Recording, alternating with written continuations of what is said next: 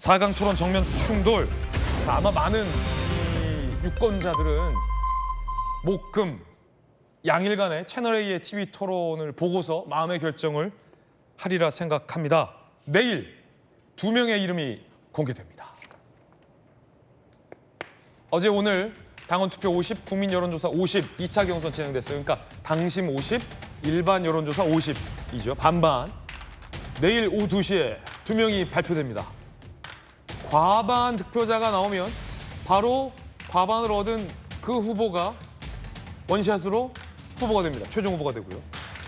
과반이 누구도 없으면 1, 2위가 다시 올라가고 1, 2위를 두고서 또 투표를 하게 됩니다. 여론조사를 하게 됩니다. 토론도 있을 거고. 자, 과연 4명 중에 2명이 누가 올라갈까? 자, 2명 누가 올라갈까 궁금합니다. 자, 그러자 이 TV 토론의 열기가 더 치열할 수밖에 없었습니다. 맞수 토론에서 홍준표, 한동훈, 홍준표 후보의 신경전이 치열했습니다. 제가 현장에서 토론회를 진행하면서 느꼈던 이 치열함은 아마 TV로 느꼈던 치열함보다 더 셌을 것 같습니다. 들어보시죠. 한동훈 후보는 윤석열의 아바타다. 그런데 다른 점이 있다. 한 사람은 의리의 사나이인데 한 사람은 배신의 아이콘이다. 이런 말이 있습니다. 시중에서는. 시중에서 홍 후보님 코박홍이라고 부르는 건 알고 계시죠? 너무 몰라요. 코를 박을 정도로 90도로 아부했다는 걸로 말씀드리는 거예요. 대통령한테 45도 절한 게 그게 아부하는 겁니까? 대통령에 대한 존경입니다. 예의고. 그런 것도 모르고 대통령 앞에 깐족거리고 그랬으니까 얼마나 화가 났겠어요. 대통령한테 깐족대고 조롱한 일 없습니까? 깐족된다는 말이 무슨 뜻입니까? 그런 표현 쓰시면 안 돼요. 조언을 드려요. 깐족대는 것만 보고 다음부터는 안 쓸게요. 굳이 따진다면 홍 후보님이 페북에 쓰셨던 여러 가지 폄하하는 막말들, 그게 깐족되는 겁니다. 깐족된다는 말 뜻을 모르고 지금 예? 그랬었네. 지금 홍 후보님이 하시는 게 깐족거리는 거예요. 예. 깐족거리면서 서로 토론해 봅시다. 오늘 그 홍 후보님께서 깐죽이란 말 몇 번 쓰시는지 한번 한 10대 써봐야 돼요. 벌써 나토식 핵 배치는 어떻게 하시겠다는 거죠? 구체적인 말씀을 해주세요. 됐어. 말 안 하겠습니다. 아니 핵 내 주도권 토론이니까 매번 이렇게 내가 뭐, 하시면 뭐. 이렇게 하시니까 내용이 없으시긴 거잖아요. 책에 한 있는 걸 후보처럼 말씀드려서 그렇게 모르시잖아요. 깐족거리며 토론하는 사람하고는 더 이상 이야기하기 어려워요. 내 방송 그만하고 싶네 이거. 진짜 방송. 아니 핵에 대해서 말씀하셨는데 됐어. 핵에 방금 이 장면이 제가 바로 옆에서 진행했는데 두 후보 다 저를 쳐다봤어요. 아이 컨택을 했어요. 방송 그만하고 싶네요. 홍 후보가 이렇게 얘기해서 시간 남았습니다. 더 질문해야 됩니다라고 제가 안내를 해드렸습니다. 이게 전략 같다라는 전문가들의 지적도 있어요. 곽 의원님, 예. 한동훈 후보와 홍 후보 서로를 지명하면서 나왔잖아요. 일각에서는 두 분이 나란히 손잡고 올라가려는 전략 아니냐라는 전망도 있었는데 치열했어요. 너무 치열했고 홍 후보는 한동훈 후보에게 깐족된다는 말을 한 수십 번은 썼던 것 같아요. 한 100번 정도 되지 않을까라는 생각이 들 정도로 많이 썼고 한동훈 후보도 굉장히 뭐랄까요? 따박따박 반박을 굉장히 많이 했어요. 예. 치열했어요, 그만큼. 예. 이거 전략인 거죠, 홍 후보 측에. 저도 이 토론을 봤는데요. 그러니까 원래 좀 예상했던 이제 구도긴 한데 실제로 이제 그런 예상했던 장면보다 조금 더 센 장면이 나와가지고 또 손에 땀을 쥐는 순간도 있었습니다. 그런데 선거라고 하는 게 지금 이제 구도 싸움인데 이 네 분의 후보 중에서 지지층이 조금 두 분 겹치는 부분이 있거든요. 네네. 그렇다면은 자기와 지지층이 겹치는 분을 이기고 또 2명 결선에 가야 한다는 생각을 했다면 아마 후보들께서 어떻게든 이 쟁점을 만들어 가지고 본인이 조금 더 부각되는 그런 토론을 준비했을 것 같고요. 그리고 이 사실은 국민의힘 내부 경선이다 보니까 어떤 정책적인 면에서의 차이가 크지 않을 수 있기 때문에 국민들께서 이 토론을 보실 때 누구를 더 인식하게 할 것이냐 이 부분이 오히려 더 큰 좀 주안점이었던 것 같습니다. 예. 그래서 후보들 간에 누가 더 언론에 거론이 많이 되고 회자가 많이 되느냐 하는 그 싸움을 조금 고려했던 것 같고요. 그렇다면 경험이 많은 또 홍준표 후보가 또 또 이런 구도를 조금 고려한 것이 아닌가 하는 그런 생각이 드네요. 그렇군요. 박세민 최고는 어떻게 보십니까? 이게 일종의 어떤 전략 같다라는 말씀이신데 깐족이라는 얘기를 일부러 계속 자주 썼다라는 거죠. 그러니까 둘이 이제 전략이 달랐던 거죠. 이제 홍준표 후보 같은 경우에는 이제 쉽게 말하면 한동훈 후보의 인간성을 공격하려고 했던 것 같고, 그러니까 논리적으로 뭐 한동훈 후보의 잘잘못을 가린다라기보다는 이 사람 자체가 별로다라는 프레임을 좀 강화하려고 했던 면이 있어 보여요. 근데 뭐 그럼에도 저는 그래도 대선 후보 경선 토론회인데 너무 준비 없이 나오신 거 아닌가. 왜냐하면 깐족이라는 말만 무한 루프식으로 이렇게 말씀을 하시는 건 전 유권자에 대한 예의가 아니었다. 그러니까 내용적으로 좀 부족한 토론이었다라는 생각을 했는데, 어쨌든 보면 홍준표 후보는 당내 지지층들에게, 그러니까 한동훈 후보에게 쉽게 말하면 배신감을 느끼고 있는 지지층들에게 뭔가 인간적인 도리를 다하지 못한 사람이다라는 이 감정선을 좀 건드리려고 했던 걸로 보입니다. 다만 이제 반면에 한동훈 후보 같은 경우에는 어쨌든 본인은 중도 확장성이 있다. 그리고 계엄 정국에서 본인은 그래도 계엄을 반대했다. 그리고 대통령을 옹호하지 않았다. 이 부분을 강조하려고 하다 보니까 이제 논리로 싸우려고 하는 거죠. 그러니까 홍 후보에 대해서 계엄에 대한 입장이 뭐냐, 이 부분을 이제 집요하게 파고들고, 그리고 홍 후보가 이제 가지고 있는 사실 본선에 올라갔을 때 터질 수 있는 어떤 과거의 막말 리스크들, 이런 것들을 계속해서 건드리고 끄집어내면서 과거 발언들을 계속 얘기하면서 공격을 했거든요. 이런 부분들이 결국 지금 어쨌든 홍준표 후보 같은 경우에는 당내 지지층들을 바라보고 경선 전략을 이제 짠 것이고, 사실 한동훈 후보는 경선보다도 본선에서의 경쟁력이 누가 더 있는지를 판단해달라라는 그 내용적인 측면을 계속 건드렸던 걸로 보입니다. 그러다 보니까 한동훈 후보는 내용적으로 논리적으로 싸우려고 했던 면이 좀 보였던 거고, 홍준표 후보 같은 경우에는 이 사람은 배신자고 인간적으로 굉장히 좋지 않은 자질들을 가지고 있다. 이런 감정적인 공격을 계속 한 것이죠.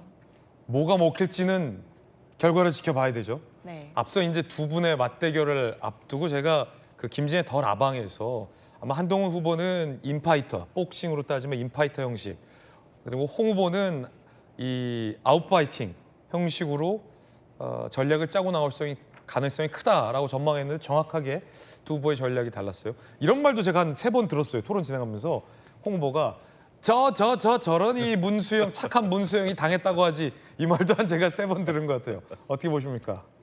그러니까 저도 홍준표 후보가 완전히 준비하고 그런 식으로 한동훈 후보를 계속 자극하는 전략을 썼던 것 같아요.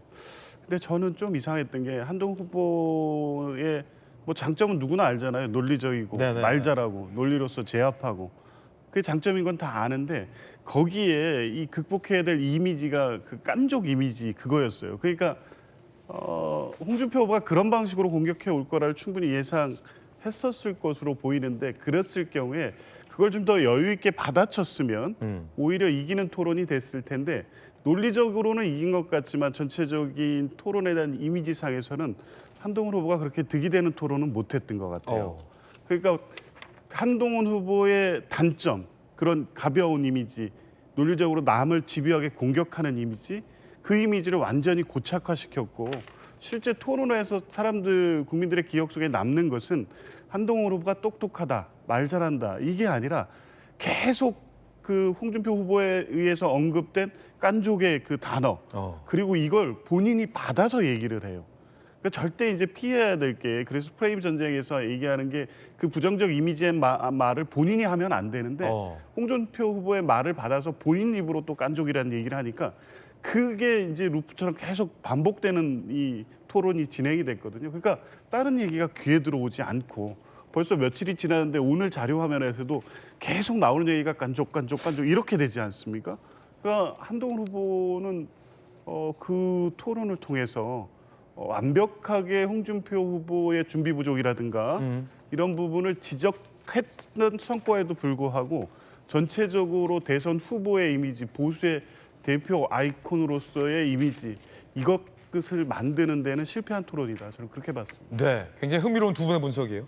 박성민 최고는 홍 후보가 대선 후보에게 좀 그런 표현을 쓰는 건 좀 준비가 안 해 보인다, 준비 부족으로 보인다라고 이제 홍 후보에 대해서 좀 비판적인 의견을 내주셨고, 우리 조기현 변호사님은 그럼에도 불구하고 홍 후보의 그 전략에 한 후보가 소위 말린 것 아니냐라는 또 분석을 내줬습니다. 두 분의 개인적인 분석들 전해드렸습니다. 자, 그런가 하면 제가 이 유권자들의 질문을 받아서 두 후보에게 대신 물어보기도 했습니다. 굉장히 날카로운 질문을 제가 두 후보에게 던졌는데요. 두 후보 모두 다 여유 있게 받아쳤습니다. 한번 들어보시죠. 앵커가 시청자를 대신해서 질문 드리겠습니다. 먼저 홍준표 후보님께 드리는 유권자의 질문입니다. 홍 후보님, 2020년 공천에서 탈락하자 탈당하고 출마한 이력이 있는데 당에 대한 배신이 아닙니까? 그때는 황교안 대표가 홍준표 이제 쳐내려고 할 때죠. 홍준표는 이번에 출마하지 마라. 그래서 그것을 정치 적기는 좀 아까워서 그런데 대구로 가서 출마를 했습니다. 부당 공천을 한 겁니다. 이유 없이 컷오프하는 바람에. 이번에 한동훈 후보님께 질문 드리겠습니다. 윤석열 전 대통령과의 관계가 틀어진 이유가 무엇 때문이라고 생각하십니까? 김건희 여사 문제라든가 명태균 문제라든가 이런 문제에 관해서 다른 대부분 건 넘어갔지만 이걸 그대로 바로잡지 않으면 우리 보수가 어려워진다고 생각했기 때문에 직언을 한 겁니다. 공적인 임무에 충실하려고 했습니다. 문제를 바로 잡으려고 했습니다. 누구는 배신이라고 얘기하지만 그런가 하면 홍 후보가 한 후보에게 이 당원 게시판 문제를 집요하게 묻기도 했고요. 한 후보는 이 문제 제기에 대해서 이 대통령 계엄에 대해서 약한 분이 당원 게시판만 물고 늘어진다라고 반격하기도 했습니다. 두 후보의 전략이 다른 건데요. 들어보시죠.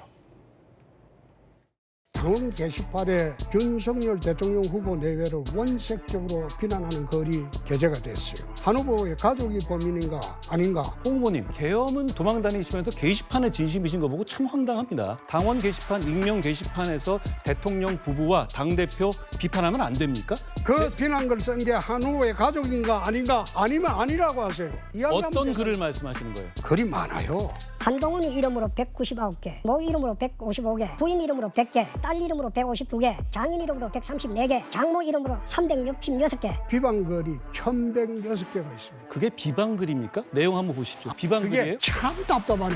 내 가족이 아니라고 하면 간단할 걸 그 이야기를 그래 못해요? 저는 그 당시에 김옥균 프로젝트로 저를 찍어내려는 공작이 돌아갔다는 것을 알고 있는데요. 제가 진짜 이상했던 건 뭐냐면 대구시장이 거기에 앞장섰다는 것이었어요. 홍준표 의원님 10월 11월에 왜 도대체 그런 페북글을 계속 올리셨어요? 왜 도대체 누구 얘기 들으신 거예요? 그 간단한 걸 왜 말 못해요? 내 가족 아니다 이러면 끝나잖아요. 방금 이 짧은 공방 속에 제가 분석하기에도 4개의 각 후보의 전략들이 오고 갔습니다. 단순히 당원 게시판 얘기를 묻는 것 같지만 4개의 프레임이, 상대를 향한 프레임이 오고 갔어요. 그러니까 정혁진 변호사님, 이 무협지, 요즘 무협지를 제가 자주 봐서 그런지 무협지로 따지면은 검이 창 한번 오고 간 것처럼 보이지만 고수들의 눈에는 짧은 사이에 축축축축 4번은 오고 갔다. 저는 이렇게 보이거든요. 프레임이 지금 4가지가 섞여 있어요. 그런데 뭐 두 분 다 좋은데 제가 봤을 때는 도대체 두 분 다 그 가장 중요한 카운터파트 상대가 누구인가 거기에 대해서 착각을 하고 있는 거 아닌가 저는 그런 생각이 들거든요. 만약에 한동훈 후보가 국민의힘 후보가 된다라고 하면 굉장히 중요한 소중한 후보 아니겠습니까? 마찬가지로 홍준표 전 대구시장이 후보가 되신다고 하더라도 당의 입장에서는 굉장히 소중한 장수예요. 그 장수가 결국은 대표해가지고 민주당에 이재명 후보하고 이제 격전을 벌여야 되는데 왜 서로한테 그 자기 편 장수한테 저렇게 상처를 입히지 못해가지고 저런 모습을 보여주는 것인지. 왜냐면 일단 내가 올라가야 되니까요.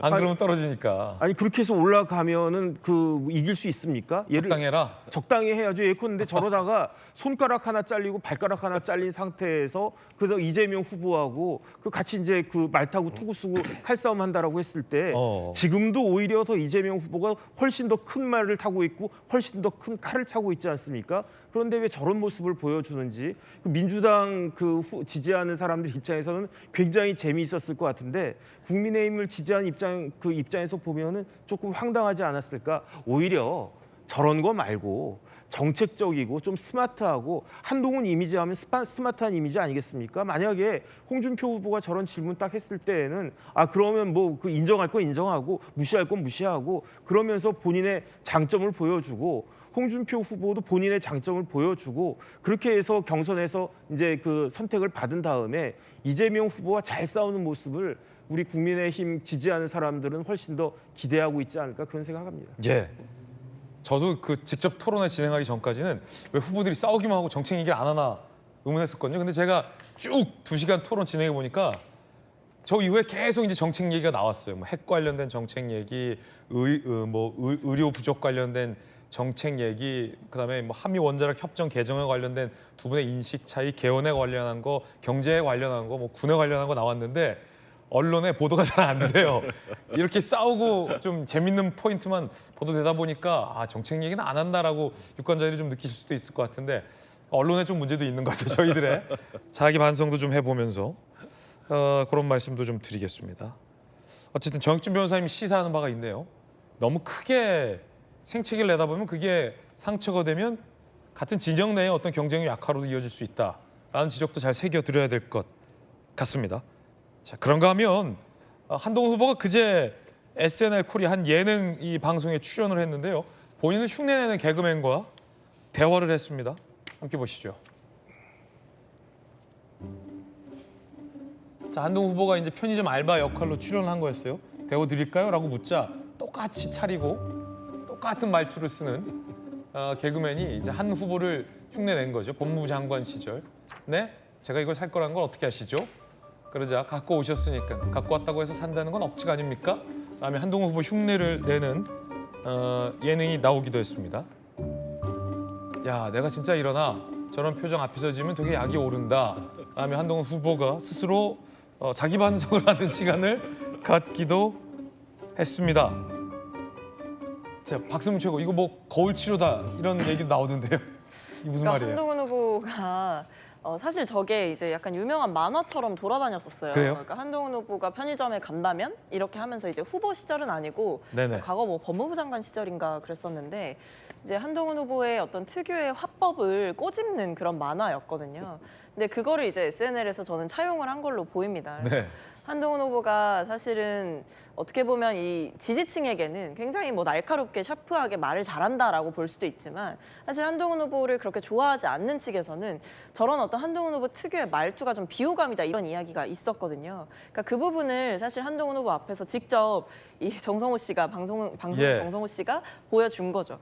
그래서 한동훈 후보는 스스로를 아, 내가 저러는구나 반성, 거울 치료 이렇게 좀 해시태그도 했거든요. 한 후보가 본인이.